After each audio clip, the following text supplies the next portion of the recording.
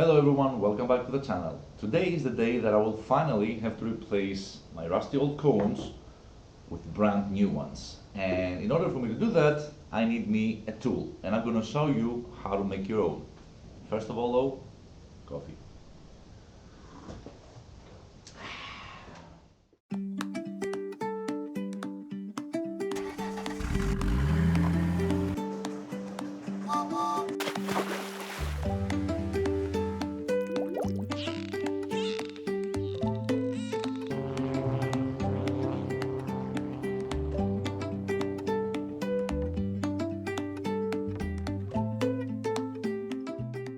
Hello everyone, welcome back to the channel.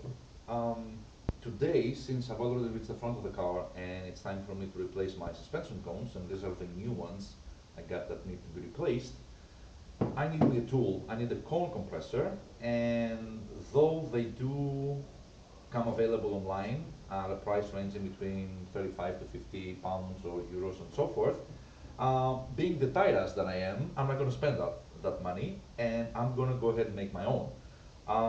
It's a pretty simple process actually, and quite straightforward, and the cost so far has been €5 to make one, and it's super simple. What you basically need is a M14 tie rod, which comes in a 1 meter length, and that cost me €3. And the remaining €2 were spent on nuts and washers for the M14 tie rod that I found laying around, which you actually need to compress the cone. And this is why they say never throw anything away. This is from an old threading tool that has been laying in my shelves since, I don't know, the beginning of time. And now is actually the time for me to use it. So what I'm gonna do, I'm gonna cut this one to length, and I've already measured my distances, and I need 50 centimeters, half a meter of it. So I'll just cut the thing.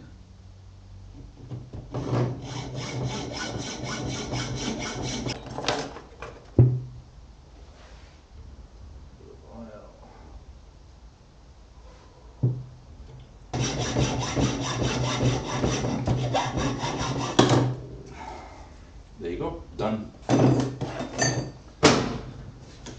So let's undo this. Now, always when you cut a tie rod that has threads, you want to make sure that you first have the nut screwed in a few threads, because when you cut it, you kind of like damage it a bit. So if you undo the nut, it's going to straighten up the threads that were slightly bent while cutting. And just a wee bit of oil.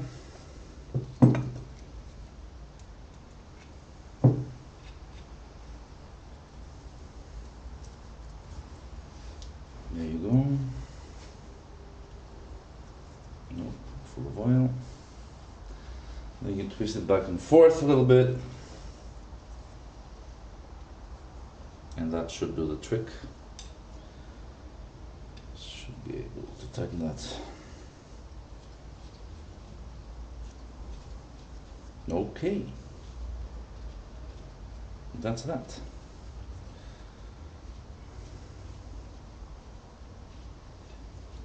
So what I need to do now,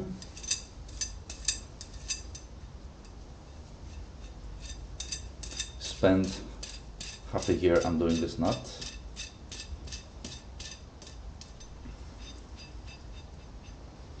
So I got my thread tool head, and I'm gonna put in, I'm gonna put in the washer, I'm gonna put in the nut, I'm gonna hand tighten the bolts securing the nut just a wee bit, because I want to make sure it's centered, and once it's centered, then I'm gonna fully tighten it, more or less there.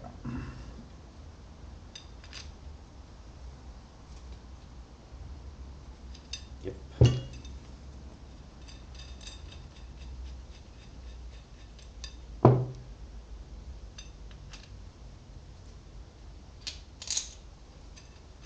Okay, I got the nut in.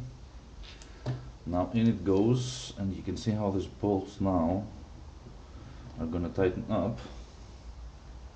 And I got this dead center, and where's my wrench? There we go.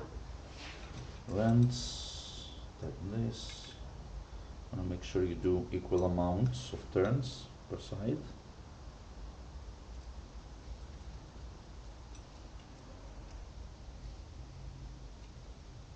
There.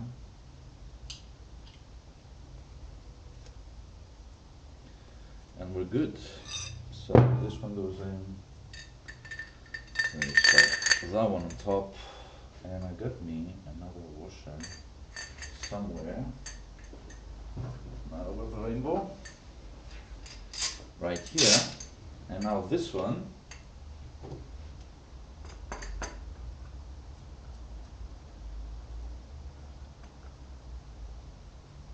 should grab the cone.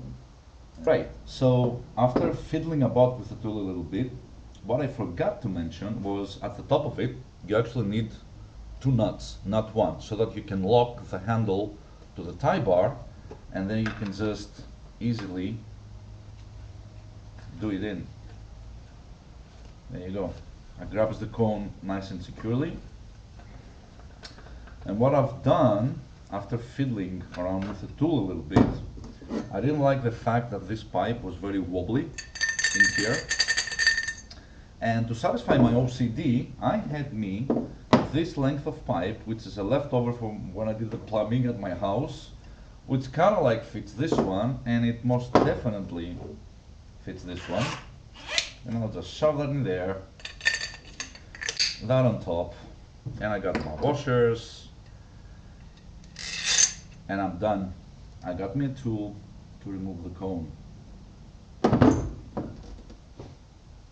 And to prove the point that it actually works, I'm using my good old trusted Black & Decker work table as a mini frame, and I got the tool and the cone already in, and all you basically gotta do is turn it and it will push. Basically it's gonna compress the cone all the way up, and look at that.